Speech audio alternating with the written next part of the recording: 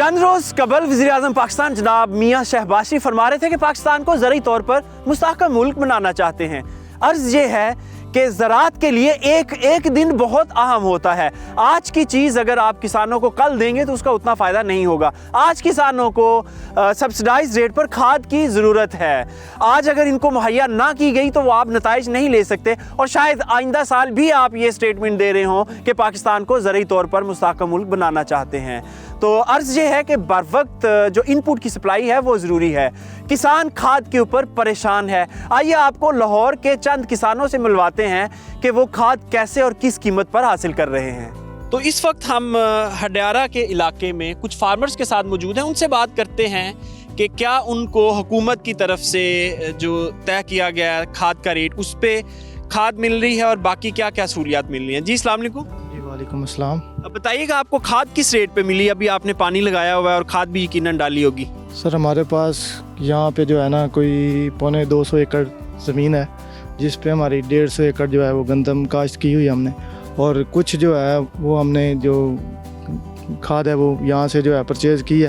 तो हुकूमत का जो रेट है उस पर तो नहीं मिल रही, लेकिन यह है कि यहाँ पे हमें जो है 2700 प्लस 2750, 2800 प्लस 2850 तक जो है ना वो हमने जो है वो परचेज़ की है। जब हम लेने जाते हैं तो कुछ लोग ऐसे होते हैं जो कहते हैं कि हमारे पास अभी शार्ट है, अभी आई नहीं है, थोड़ी देर तक आएगी, कल आएगी, परसों आएगी। तो जिसके पास पड़ी होती है ना वो अपनी मर्ज़ी का रेट लगाता है। जी हमारे पास तो 2700 है, आपने लेनी है तो ले लें, नहीं तो सॉरी हम नहीं दे सकते। तो अच्छा आप बताएं कि आप जब खाद लेने जाते हैं तो क्या कहते हैं आगे से वो?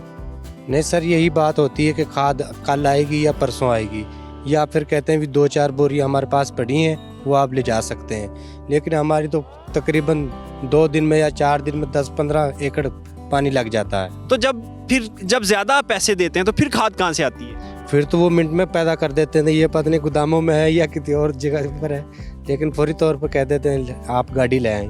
यानी कुछ जादू है जिससे फौरी तौर पर गोदाम से निकल आती खाद जब पैसे ज़्यादा दें आप।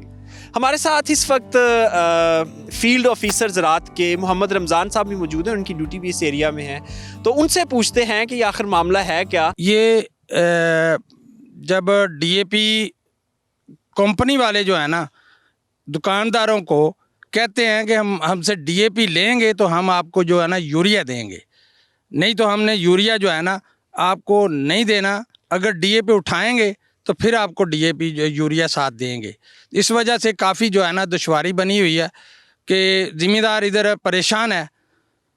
खाद है, शॉर्टेज नहीं है, लेकिन कीमत ज़्यादा जो है ना वसूल करते हैं। आपके हेडक्वार्टर वाले इस बात को तस्लीम नहीं करते कि कीमत ज़्यादा ले रहे हैं डीलर्स, तो क्या आपने ये वाली कंप्लेन कभी अपने हेड ऑफिस में की कि यहाँ ये प्रॉब्लम आ रहा है? जी हमने काफ़ी दफ़ा बताया भी है, उनको कहा भी है कि ये डीएपी जो है वो कह रहे हैं कि डीएपी साथ लें तो फिर जो है ना ये हम यूरिया जो है ना इनको देंगे। तो इस वजह से जो है आज भी हमारे इधर असिस्टेंट डायरेक्टर साहब का विज़िट था, अभी वो कह कर गए हैं इनको कि कंट्रोल रेट पर जो है ना खाद जो है बेचें। खेती बाड़ी यकीनन एक मुश्किल काम है, ख़ास तौर पर जब सर्दी हो और इस तरह की धुंध पड़ी हो और किसान फील्ड में काम कर रहे हों। ये आप देख रहे हैं इस वक्त हम ज़िला कसूर में हैं और ये कसूर के किसान हमारे साथ मौजूद हैं जिन्होंने गंदम काश्त की हुई है। उनसे पूछते हैं कि जो हुकूमत ने वादा किया था कि 2250 रुपये में यूरिया का एक बैग दिया जाएगा, क्या इनको कंट्रोल रेट पे मिल रहा है वो बैग? जी बताइएगा। नहीं जी 3000 ਨੂੰ ਮਿਲ ਰਹੀ ਉਹਦੇ ਨੇ नहीं 3000 ਤੋਂ ਘੱਟ कम नहीं देनी। तो क्या आपने कंप्लेन नहीं की हुकूमत से या किसी इदारे से? नहीं कोई पुछदा से नहीं कर रहा, 3000 तो घट कम नहीं दे रहा खाद। अच्छा ये बताएं कि जब आप दुकान वाले के पास जाते हैं तो वो क्या कहता है, खाद है ही नहीं या है 2250 में नहीं देनी, ज़्यादा पैसे देंगे फिर मिलेगी? वो कह रहे नहीं ये खाद कम है, पिछों नहीं मिल रही, अपना नंदा 3000 तो कम नहीं होगी। अच्छा इसके अलावा आपने ये तो खाद का मसला हो गया, इसके अलावा गवर्नमेंट का कोई बंदा आपके पास आया हो, उसने बताया हो कि आपको इस तरह अगर काश्त करें, अब पानी लगाएं, अब जड़ी बूटी मार स्प्रे करें तब आपकी पैदावार ज़्यादा होगी, कोई आपको गाइड करने आता है? नहीं गवर्नमेंट का बंदा नहीं, कंपनियों के बंदे आते हैं। अच्छा आप बताएं आपके पास कभी कोई बंदा आया हो आपकी हेल्प करने? नहीं कोई नहीं आया। किसी ने नहीं बताया कि गंदम को आपने कैसे पानी लगाना है, कैसे खाद डालनी है, कैसे स्प्रे करने हैं? नहीं सरकारी बंदा को नहीं आता, कंपनी वाले आते ने, वो आपदी हिसाब नाल दस के चले जाते हैं। तो खाद आपको भी कंट्रोल रेट पे नहीं मिल रही? नहीं यही 3000। जी, आप जैसा कि आपने सुना कि हमने मुख्तलिफ फार्मर से पूछा, सर्वे किया, कोई 20-30 फार्मर से, तो सबका यही जवाब था कि हमें जो खाद है वो कंट्रोल रेट पे नहीं मिल रही। कुछ को 2800 में मिल रही है, कुछ को 3000 में और कुछ को 3200 में।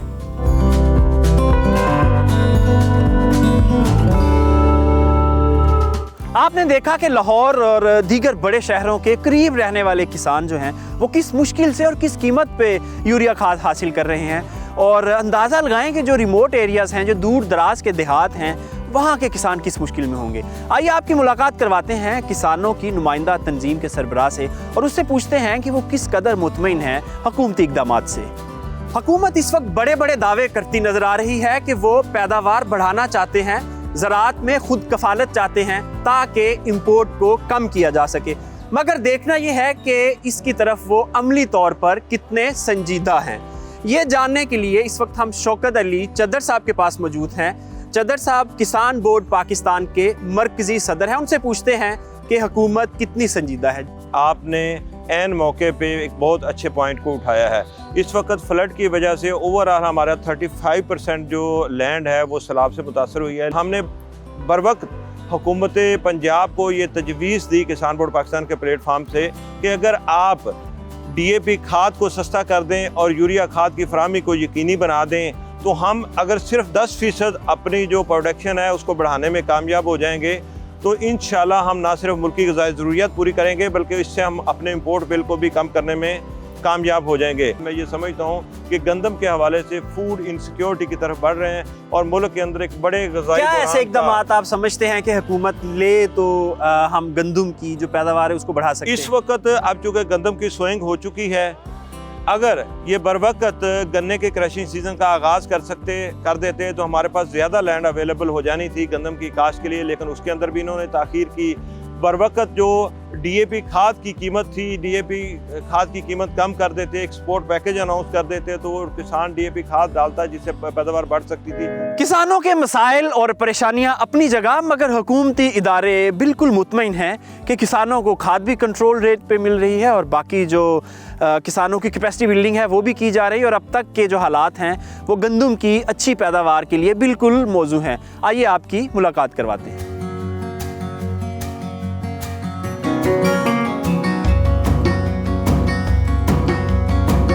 हुकूमती सतह पर गंदम की अच्छी पैदावार लेने के लिए क्या इकदाम किए जा रहे हैं, ये जानने के लिए हम इस वक्त director general agriculture extension doctor Mohammad Anjum Ali साहब के साथ मौजूद हैं। उनसे पूछते हैं कि हुकूमत क्या इकदाम कर रही है। जी सर। देखिए जी, ये साल पाकिस्तान में गंदम के लिए बड़ा चैलेंजिंग साल है और इस साल को ज़्यादा से ज़्यादा गंदम का साल बनाने के लिए हमने 4-5 मेजर एक्टिविटीज़ को पहले प्लान किया, फार्मूलेट किया, प्रॉपर तरीके से इम्प्लीमेंट किया, जिसमें बुनियादी तौर पे सबसे पहले अवेयरनेस थी कि हमने वक्त के ऊपर गंदम काश्त करवानी है और उसके लिए मैसिव अवेयरनेस होगी। DAP की कीमतें यहाँ पे 5000 रुपये फी बैग कम हुई, 58 बिलियन की सपोर्ट गई। आज पाकिस्तान के अंदर जो यूरिया इंपोर्ट हो रही है। सर आपने DAP की बात की, लेकिन DAP पे सब्सिडी आपने उस वक्त दी है जब इसका टाइम गुजर चुका था, यानी बेसल डोज के वक्त जब किसान ने DAP डालनी थी तो उस वक्त DAP की प्राइस बहुत हाई थी, जिसकी वजह से ये रिपोर्ट भी है, मीडिया में भी उस वक्त आया कि DAP खाद किसान नहीं डाल सका, जिसकी वजह से क्रॉप कंप्रोमाइज होने का खदशा है। जी, ये मैं इस बात से इस हद तक इत्तेफाक करता हूँ कि DAP का जो प्राइम मिनिस्टर पैकेज अनाउंस हुआ वो 31 अक्टूबर को हुआ, लेकिन पंजाब गवर्नमेंट ने फर्टिलाइज़र के ऊपर 17 बिलियन की सब्सिडी दी हुई है और वो सब्सिडी 1000 रुपये फी बैग के हिसाब से काश्तकार को अवेलेबल थी। आज की सिचुएशन ये है कि DAP जब आपने सब्सिडी दी तो उस वक्त ऑलरेडी मार्केट में प्राइस कम हो चुकी थी DAP की, तो वो सब्सिडी तो डीलर के पास चली गई या प्रोड्यूसर के पास चली गई, फार्मर तक नहीं आई। आप बात कर रहे हैं वो सब्सिडी जो प्राइम मिनिस्टर पैकेज में अनाउंस हुई, मैं वो सब्सिडी की बात कर रहा हूँ जो डायरेक्टली जिम्मेदार की जेब में जाती है।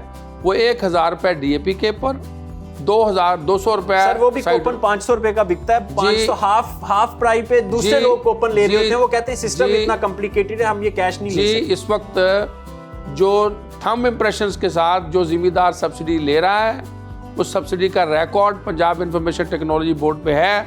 बात कर रहे हैं कि डीएपी का कम यूज़ हुआ है, मैं इसको मानता हूँ, लेकिन यूरिया के ऊपर इस वक्त गवर्नमेंट की पूरी कोशिश है कि हम इम्पोर्टेड के साथ लोकल को मिलाते हुए अपनी रिक्वायरमेंट को पूरा करें।